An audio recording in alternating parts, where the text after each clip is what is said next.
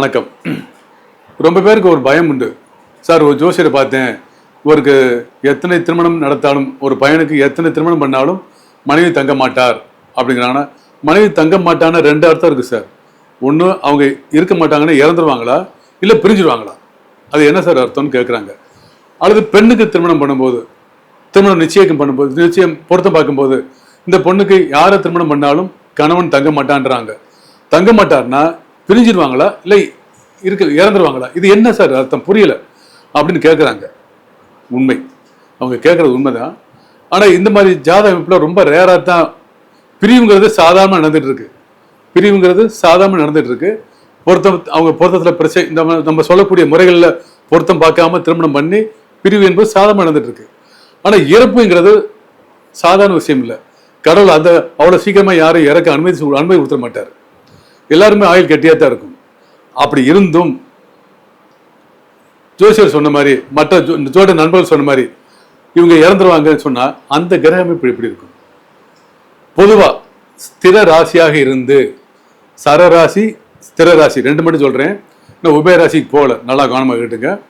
சரராசி ஸ்திர ராசியாக இருந்து அந்த நபர்களுக்கு லக்கணத்துக்கு 7ஆம் இடத்திலோ, நல்லா கவனமாக கேட்டுங்க, லக்கணத்துக்கு 7ஆம் இடத்திலோ 5ஆம் இடம், நல்லா கவனிச்சுங்க, 5ஆம் இடத்திலோ, லக்கணத்துக்கு 7ஆம் இடம், லக்கணத்துக்கு 5ஆம் இடம் செவ்வாய் ராகு சனி ராகு இவர்கள் இருந்தால், உதாரணத்துக்கு ஸ்திர ராசியாக மேச ராசியாக இருந்து அந்த ராசிக்கு மேச ராசியை லக்னமா வந்து லக்கணத்துக்கு 7ஆம் இடத்தில் செவ்வாய் ராகி இருந்து